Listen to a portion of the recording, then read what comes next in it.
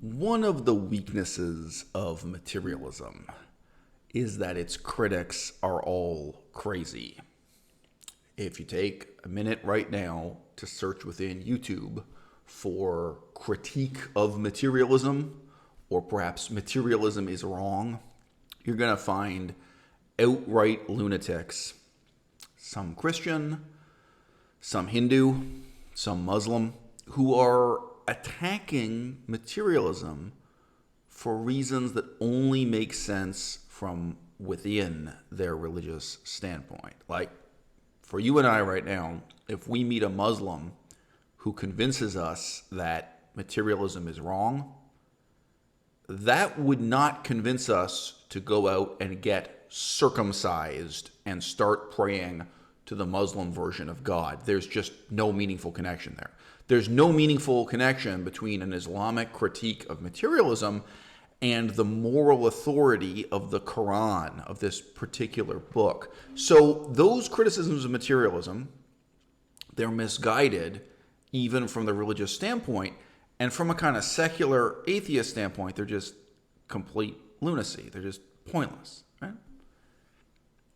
The question is also raised by Marxists and those who in a serious, thoroughgoing way want to criticize what went wrong with communism in the last 150 years.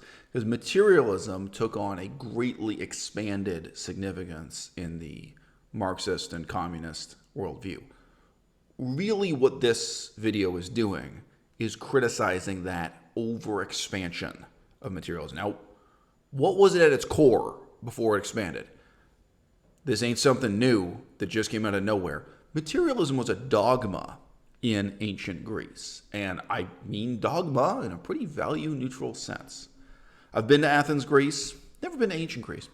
I've been to Athens in the modern 21st century world. You know, you can climb up on the top of a hill and get a view going all the way down to the ocean at the Piraeus.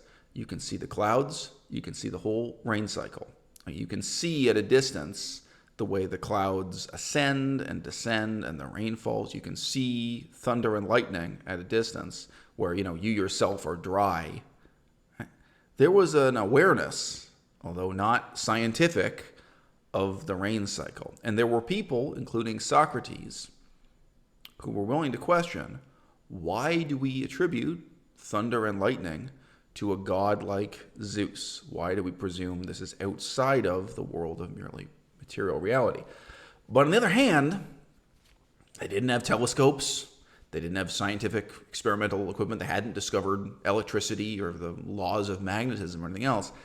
You were pretty much just left in a dogmatic position as a materialist of asserting, I may not understand what exactly lightning is. And this is not the only phenomenon in nature where you really don't know what it is. But nevertheless, from my position of benighted ignorance, I am going to assert that it's material.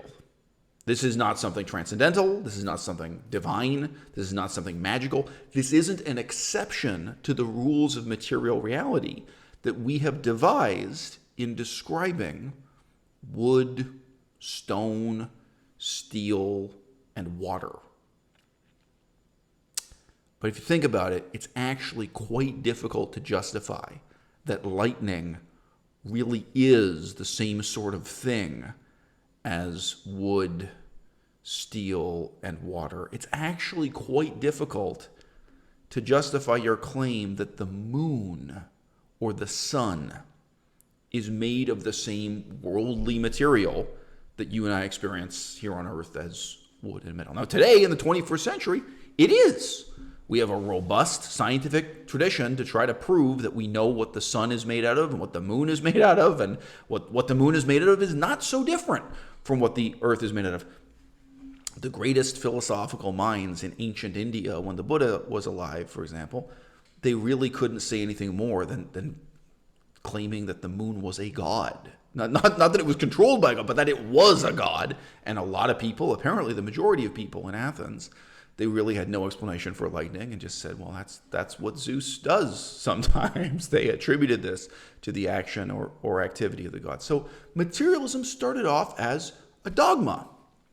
And in this case, the dogma was good. The dogma was useful. It's a dogma I sympathize with and support. As our scientific understanding has expanded more and more, that core ancient notion of materialism has become less and less dogmatic, has seemed more and more reasonable or self-evident. Okay? So what does materialism explain? We started off by saying, hey, even if we can't understand the sun and the moon and lightning, we think, or we want to believe, we're committed to this belief that one way or another, it's material. It's merely material. Okay. Once you get into a doctrine like Marxism, you're dealing with the assertion that all kinds of cultural, political changes result from material conditions. This is the problem, is materialism expanding to have explanatory power over things it can't really explain. People perceiving materialism and insisting dogmatically that materialism has a cause and effect relationship with things that are material but aren't explained by materialism. Okay? So this is where I have to clarify that there's a difference between a precondition and a cause and effect relationship. Right? Suppose you met someone who converted to Islam and you ask them, hey, how did you get interested in Islam in the first place? How did you first sit down and read the Quran? Suppose they tell you, well, I needed a pair of glasses and a lamp. Then I got the glasses and I got the lamp and sat down and read the Quran. This is not an explanation. All right? It is an absolutely necessary material precondition for this person that they need to have glasses and a lamp in order to read something. Right? It's a necessary precondition that we have atoms and molecules and rain and farmers and a whole complex economy for the French Revolution to happen. And then for the French Revolution to kind of collapse in failure and for Napoleon to take over and the dictatorship of Napoleon, history goes on. You can't create a coherent or meaningful explanation of what happened in the French Revolution and Napoleon's rise to power by looking at material conditions, not even in the Marxist sense of expanding materialism to include the relationships between social classes, the relationships between different economic abstractions that they insist are material. They don't accept that those are ideological or political concepts, right? The person you are asking about converting to Islam, even if they gave you a less ridiculous answer than indicating that the glasses or the lamp explain why they convert to Islam. And let's be clear, the glasses and the lamp tell you how they converted to Islam. That's how they read the Quran, right? They are material preconditions. It is true. It's even, in a surreal sense, scientifically true. It's a scientifically valid statement that they used this lamp and this pair of glasses. It's true, but it's profoundly irrelevant, right? We might come closer to a easy to imagine scenario. If you ask someone, how did they first read the Quran and then decide to convert to this religion? And they give you the answer that they were in jail. They were in prison. Now, Marxists would have a field day with this, right? Oh, you can read so many Marxist and left-wing analyses of the material conditions that put people in prison and then how they're alienated from this and that. And then this leads to them adopting the false ideology, false consciousness of the Islamic faith. This may be an honest answer that they say they were in prison. But again, really, this is just telling us something about how they converted to Islam. It's not a cause and effect relationship, okay? In terms of the seemingly respectable scientific doctrine of determinism, a doctrine I completely disagree with and have made other videos criticizing, you can never deal with the laws of physics and chemistry with so much thoroughness that it's going to explain why this person converted to Islam, leaving no remainder for the realm of human imagination, innovation, reverie, dreams, and decision-making, right? Ultimately, with all of the material conditions having been accounted for, people make decisions. Right? And people may make decisions for reasons that make no sense at all. They may make wildly irrational decisions.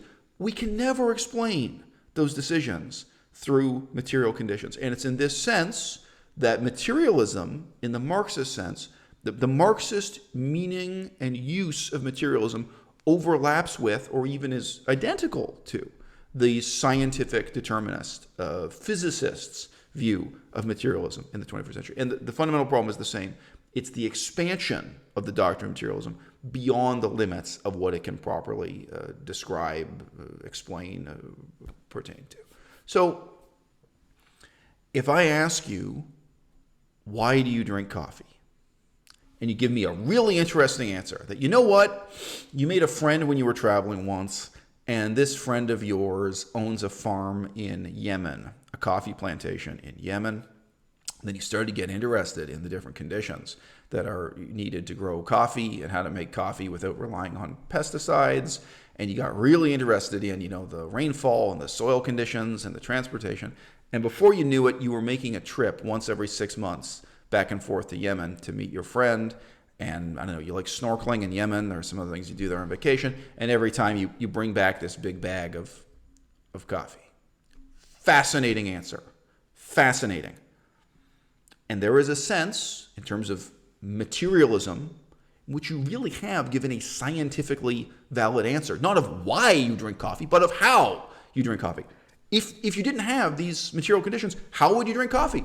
How can you drink coffee without the rainfall and the sunshine and the soil conditions and the transportation back and forth to Yemen? How? It's impossible, right? How are you going to read the Quran and then make the decision to convert to a new religion without the lamp in your reading glasses, or without being locked in prison in one particular person's case, right? How are you going to do it? Okay? But none of this explains your decision, and that's what I'm asking about. And most of the time, whether it's in our personal lives, our professional lives, our romantic lives, or our political lives, what we're dealing with is human decisions. Human decisions that always and inexorably fall outside of that materialist worldview. Okay? You can never explain Napoleon's rise to power materially, right? You can never explain Hitler's rise to power materially. Never. No matter how honest, authentic, and even scientifically verifiable your examination of these different factors might be.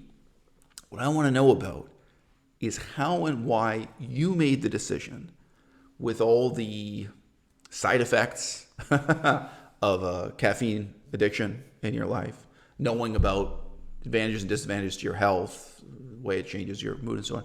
What I want to know is, why do you make the decision to drink coffee rather than not at all? Why did you decide to drink this rather than to refuse? When did you first get accustomed to coffee? Did you ever try quitting? And did you have withdrawal symptoms when you quit?